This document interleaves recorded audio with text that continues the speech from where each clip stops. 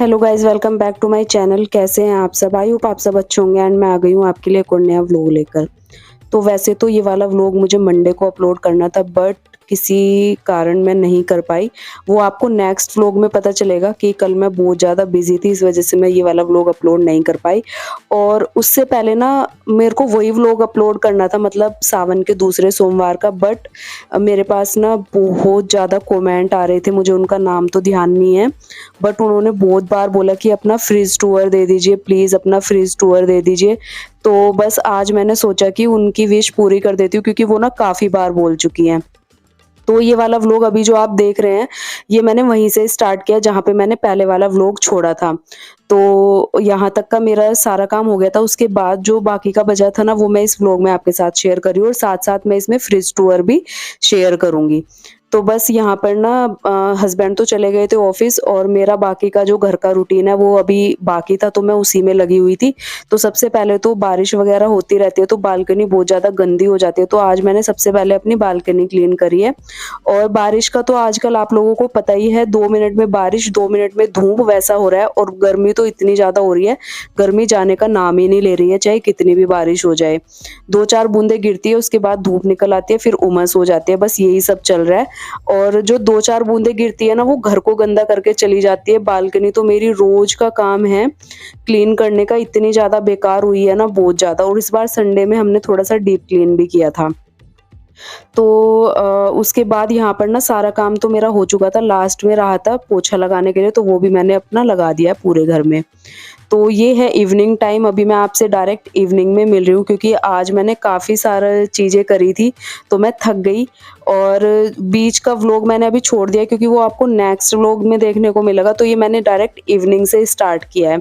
तो evening time में हम लोग चले गए थे मार्केट, थोड़ी बहुत सब्ज़ी वगैरह लेकर आए थे और फल वगैरह, और कुछ जो सामान घर का ख़त्म हो गया था, वो जो बीच-बीच में थोड़ा बहुत हो जाता है, तो वो सारी चीज़ें हम लोग लेकर आए थे। तो साथ में ना, वैसे तो मैंने आज राजमा सोक करके रखा था सुबह-सुबह, बट हस्बैंड ने कर दिया मना कि राजमा मत बनाओ, तो फिर मन हो गया पाव भाजी बनाने का, तो मैं साथ-साथ ना पाव भी ले आई थी। तो सबसे पहले तो मैं ये चाय पत्ती फिल करके रखूँगी, क्योंकि चाय पत्ती ना मेरे कंटेनर में हो गई थी ख़त्म। उसके बाद ना जल्दी-जल्दी से सब्जियाँ अरेंज करूँगी सारी, क्योंकि ये सबसे ज़्यादा बड़ा काम लगता है मुझे। क्योंकि जब ये काम हो जाता है ना, तो फिर एक तो इस चीज़ से टेंशन खत्म हो जाती है कि कोई सब्ज़ी खराब नहीं होगी, और ये अगर पड़ी रह जाती है ना ऐसे ही, तो खराब होने का डर रहता है, उससे पैसे भी वेस्ट होने का वो रहता है।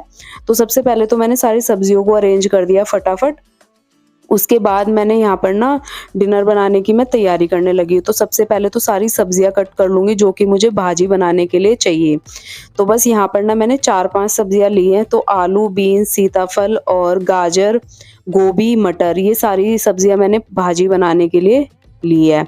तो सब सब्जियों को पहले ना मैं कट कर लूँगी, और आप 1-1 2-2 चीज़ डालो ना, तो काफ़ी सारी भाजी बन के तैयार हो जाती है। तो इस वज़ह से ना मैंने थोड़ी-थोड़ी चीज़ें ली हैं, क्योंकि हम 2 ही लोग हैं, तो मुझे 2 लोगों के हिसाब से ही बनाना है। फिर भी थोड़ी एक्स्ट्रा ही बन गई थी। तो ये देखिए मैंने सारी चीज़ें कट कर लिया है, और अब इसमें थोड़े से जाएँगे मटर, और अब उसके बाद ना मैं इसको अच्छे से वॉश करूँगी। पहले भी मैंने वॉश कर ली थी सब्जियाँ, बट एक बार कट करने के साथ भी वॉश कर रही हूँ, मतलब कट करने के बाद, तो और अच्छे से क्लीन हो जाएगी।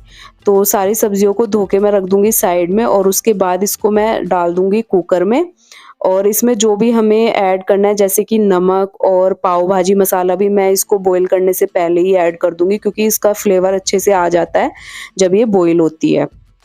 तो मसाला मैंने ऐड कर दिया है, और अब इसको सीटी लगाने के लिए 2-3 सीटी के लिए इसको रख देंगे गैस पे। उसके बाद 2-3 सीटी आने के बाद जैसे ये पक जाएगी, और इसमें थोड़ा-सा पानी भी ऐड करना है। उसके बाद हम इसको मैशर की हेल्प से ना मैश कर लेंगे हल्का-हल्का। तो जब ये गरम होती है ना, आप इसको हल्का-हल्का तभी मैश कर लो, तो बहुत अच्छे से मैश हो जाते हैं। ठंडी होने के बाद उतने अच्छे से मैश नहीं हो पाती है। तो इसको मैं गरम होने के साथ-साथ ही अच्छे से मैश कर दूँगी। तो भाजी बनाने के लिए सारी तैयारियाँ मेरी यहाँ पर हो चुकी थी, मैंने चॉपिंग वगैरह सब कर ली थी। उसके बाद भाजी बनानी मैंने स्टार्ट कर दी थी, तो मैंने सबसे पहले ऑयल गर्म किया, जीरा डाला, उसके बाद कटे हुए मैंने उसमें प्याज़ ऐड कर दिए थे, और बाकी की सारी चीज़ें मेरी तैयार थी, मैंने आपको पहले ही दिखा दिया था। तो जैसे ही प्याज़ भुन जाएँगे, उसके बाद मैंने उसमें टमाटर ऐड कर दिए, दोनों को 5-7 मिनट भूनने के बाद मैं उसमें सारे बेसिक मसाले ऐड कर दूँगी और फिर उसको अच्छे से पकाना है ताकि उसमें मसाले अच्छे से कोट हो जाए और ऑयल सेपरेट हो जाए। तो जैसे ही हमारा मसाला पक जाता है ना, तो इस तरीके से दिखने लगता है, देखिए ऑयल सेपरेट हो जाता है ना, तो समझ लीजिए कि मसाला पक गया। उसके बाद मैंने उसमें जो भाजी मैश करके रखी थी वो ऐड कर दिया। उसके बाद आप अपने हिसाब से उसमें पानी ऐड कर सकते हैं, अगर आपको ज़्यादा गाढ़ी लगती है कंसिस्टेंसी, अगर आपको गाढ़ी लगती है तो आप पानी ऐड कर लीजिए और उसको फिर अच्छे से पकाइए 5-7 मिनट के लिए। और अगर आपको मैश करने का थोड़ा और लगता है तो आप थोड़ा और मैश कर सकते हैं। तो बस यहाँ पर मेरी भाजी बनके हो गई थी एकदम तैयार। तो अब बारी आती है पाव सेकने की। तो भाजी के साथ पाव बहुत टेस्टी लगता है और इसका नाम भी ऐसे ही जुड़ा हुआ है पाव भाजी, तो ये उसके साथ ही टेस्टी लगती है। तो बस यहाँ पर देखिए मैं पाव के 2 पैकेट लेकर आई थी, बट अभी मैं 1 ही सेकूँगी क्योंकि फिर एक्स्ट्रा अगर पन्नी से निकाल दो तो फिर वो खराब हो जाते हैं, अगर खाए नहीं गए। अगर बाद में ज़रूरत पड़ेगी तो मैं साथ के साथ सेक लूँगी। तो बस यहाँ पर मैंने थोड़ा-थोड़ा सा घी लगाया और पाव बहुत जल्दी सिक जाते हैं, भाजी भी बहुत जल्दी बन जाती है। इस डिश को बनाने में बिल्कुल भी टाइम नहीं लगता है। ज़्यादा से ज़्यादा अगर आप कंटिन्यू इसे बनाएँगे ना तो 20-25 मिनट में दोनों चीज़ें तैयार हो जाती है। तो बस यहाँ पर ना मैंने पाव भी देखिए अच्छे से सेक लिए हैं और जब पाव सिक जाते हैं ना कुछ इस तरीके से दिखते हैं, गोल्डन ब्राउन हो जाते हैं ऊपर से नीचे से। ज़्यादा सेकना नहीं चाहिए क्योंकि फिर ये ज़्यादा मतलब कड़वे लगने लगते हैं अगर ज़्यादा सेक दो तो। तो इनको ना हल्का ब्राउन होने तक ही सेकना होता है।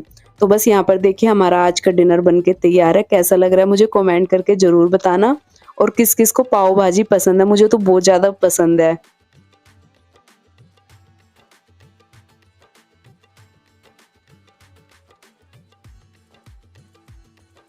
गाइज़ अभी टाइम हो गया है 7:30 और ये है नेक्स्ट डे मॉर्निंग और अभी तेज़ बारिश होके ना रुकी है।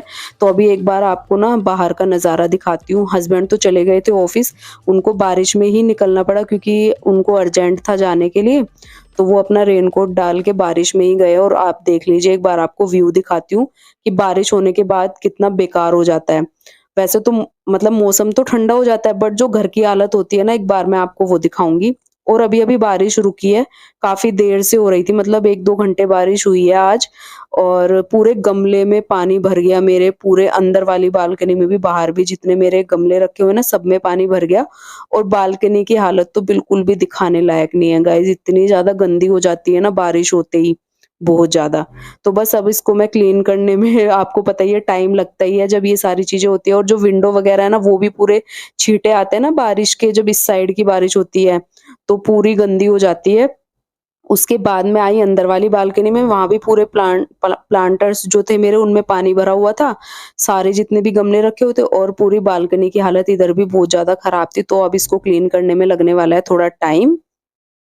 तो गाइज़ बालकनी वगैरह मेरी क्लीन हो गई थी। उसके बाद सबसे ज़रूरी काम जो आज मुझे व्लॉग में शेयर करना था वो है मेरा फ्रिज टूर। तो चलिए स्टार्ट करते हैं। तो ये है मेरा मार्क यू बाय फ्लिपकार्ट, जो कि मैंने 3-4 साल पहले लिया था फ्लिपकार्ट से ही फ्रिज। तो इसका नाम मार्क यू बाय फ्लिपकार्ट है और आप वहाँ पे इसके बारे में सर्च कर सकते हैं क्योंकि उस पर पूरी डिटेल्स दे रखी होती है। साइड में भी इसकी डिटेल्स ना कुछ इस तरीके से दी हुई होती है। तो ये तो मैं आपको बाद में बताऊँगी कि इसके अंदर क्या क्या चीज़ें हैं। तो पहले तो मैंने आपको इसका नाम बता दिया, इसका नाम है MarQ by Flipkart side by side frost free refrigerator. तो ये इसका पूरा नाम है। उसके बाद मैं आपको इसका एक पूरा फुल लुक दिखा देती हूँ कि ये किस तरीके का है। और इसका जो डोर है ना वो ग्लास का डोर है एकदम, आप देख भी रहे होंगे कि सामने से एकदम फ्रंट पे मैं दिख भी रही थी। तो उसके बाद स्टार्ट करते हैं सबसे ऊपर की शेल्फ से। तो ये मैंने बनाया हुआ है दाल वगैरह के लिए, जो भी आप कंटेनर, आपको जो बाहर चीज़ें ख़राब हो जाती है ना, दाल वगैरह सीड्स वगैरह, तो वो आप इसमें रख सकते हैं। वो आपकी मर्ज़ी है आप किस शेल्फ़ को क्या बनाना चाहे। तो मैंने ऊपर वाली शेल्फ़ पे अपनी सारी दाल वगैरह कंटेनर्स में रखी हुई है, सीड्स वगैरह। उसके बाद ये वाला पोर्शन मैंने, जो सेकंड वाली शेल्फ़ है, वो मैंने सब्ज़ी के लिए बना रखा है, जो मैं कंटेनर में फ़िल करके रखती हूँ। तो ये मैंने वेजिटेबल्स का बना रखा है, जितनी भी सब्जियां मैं लेकर आती हूँ और मैं जो मेरे कंटेनर्स है फूड सेविंग कंटेनर्स, तो उसमें मैं सारी सब्जियों को स्टोर करके इस तरीके से रखती हूँ।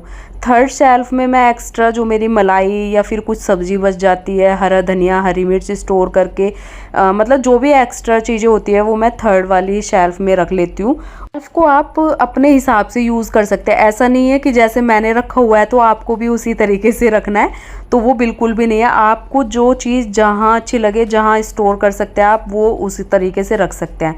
तो नीचे वाले शेल्फ पे मैंने ये कॉर्नफ्लेक्स और अपने जो सोया चंक्स है वो रखे हुए हैं, और वो खाली है। अगर कुछ एक्स्ट्रा हो तो मैं उसमें रख सकती हूँ। जो नीचे का पोर्शन है, मतलब जो नीचे की ड्रॉअर है मेरे, उसमें मैंने सारे जो मेरे पैकेट्स में दाल वगैरह पन्नी में है ना, तो वो सारे पैकेट्स मैंने इसके अंदर फिल कर रखे हैं। क्योंकि गर्मियों में ऐसा होता है ना, बाहर ख़राब हो जाती हैं चीज़ें, तो वो मैंने पूरा इसमें फिल करा हुआ है। कुछ खुले भी हुए हैं, कुछ बंद भी हैं, तो वो सब मैंने इसी ड्रॉअर में पूरे फिल किए हुए हैं। वैसे आप इसमें वेजिटेबल्स भी स्टोर कर सकते हैं और फ्रूट्स भी स्टोर कर सकते हैं। मैंने आपको बोला ना कि आप जिस तरीके से कंफर्ट हो रखने के लिए चीज़ें, आप उस तरीके से उसका इस्तेमाल कर सकते हैं।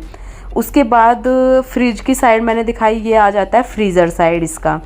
तो यहाँ पर आप जितने भी आपकी मकेन्स की चीज़ें हैं, जितने भी आपके पैकेजिंग फूड है जो फ्रीज़र में आप रख सकते हैं, वो आप इसमें रख दीजिए। अभी मेरे पास ऐसा कुछ नहीं है, क्योंकि हम मकेन्स पैकेजिंग वगैरह बहुत कम यूज़ करते हैं इस टाइप की चीज़ें, तो वो बिल्कुल खाली पड़ा हुआ है। वो उसमें कभी बर्फ़ जमानी होती है, वही मैं रख पाती हूँ। उसके बाद जो साइड वाली शेल्फ आ जाती है, बोतल गार्ड इसमें लगे हुए हैं, तो आप बोटल्स वगैरह, पानी की बोटल्स और मसाले, ये सारे मैंने फ़िल किए हैं। मैंने अपने तरीके से फ़िल किए हैं। सबसे ऊपर वाले में मैंने शेल्फ में रखे हुए हैं सारे मसाले, फिर सेकंड वाले में भी मेरे सारे मसाले आ जाते हैं, जितने भी पैकेट्स वगैरह हैं। उसके बाद थर्ड में मैंने सारी बोटल्स वगैरह फ़िल करी हुई है, पानी की बोटल्स और एक्स्ट्रा जैसे पीनट बटर और ब्रेड का पैकेट, ये सारी रखी हुई है। नीचे मेरी सारी जो सिरका वगैरह, केचप्स और एलोवेरा जूस, मतलब जितनी भी बोटल्स है सॉस वगैरह की और कॉफ़ी वगैरह, वो सारी मैंने नीचे फिल करी हुई। ये बोतल गार्ड्स है। वैसे आप इसमें सारी बोटल्स भी अरेंज कर सकते हैं। मसाले वगैरह आप बोटल्स में, कंटेनर्स जो छोटे छोटे आते हैं ग्लास के, उसमें डाल के भी फिल कर सकते हैं, बट मैंने पैकेट्स में ही रखे हुए हैं, मुझे ईजी लगता है इस तरीके से। और इस तरीके से मैंने पूरा अपना फिल किया हुआ है ये।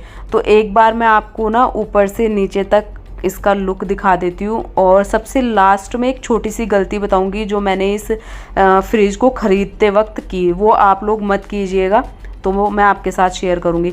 तो ये मेरा पूरा फिल इस तरीके से होता है, और फ्रीज़र साइड मोस्टली मेरी खाली रहती है, क्योंकि उसको मैं कन्वर्ट नहीं कर सकती फ्रिज में। तो बस मेरे से ना एक यही गलती हुई इस फ्रिज को लेते टाइम, कि मैंने ना कन्वर्टर वाला नहीं लिया कि मैं फ्रीज़र को फ्रिज में कन्वर्ट कर सकूँ। इसमें वो भी मतलब आपको मिल जाएंगे, अवेलेबल हैं, बट उस टाइम पता नहीं कैसे मेरे से ये इतनी बड़ी गलती हुई।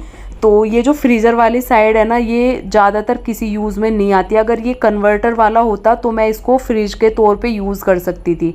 तो अब मैंने इसको ऑन किया है, तो ये ना टच पैनल वाला है, तो इसमें ना इस तरीके से लाइट जलती हुई नज़र आती है जब आप इसको ऑन करते हैं। और उसके बाद इसमें लॉक भी है, आपको 3 सेकंड उसको प्रेस करना है लॉक को, तो वो ओपन हो जाता है। और वो 3 सेकंड अगर उसको प्रेस करोगे तो वो फिर लॉक हो जाता है। और इसमें काफ़ी सारे मोड्स दिए हुए हैं, आप अपने हिसाब से चेंज कर सकते हैं वेदर के हिसाब से, कि आपको फ्रिज कितने मतलब टेम्परेचर पे रखना है, फ्रीज़र को कितने टेम्परेचर पे रखना है। तो काफ़ी सारे इसमें मोड्स दिए हुए हैं।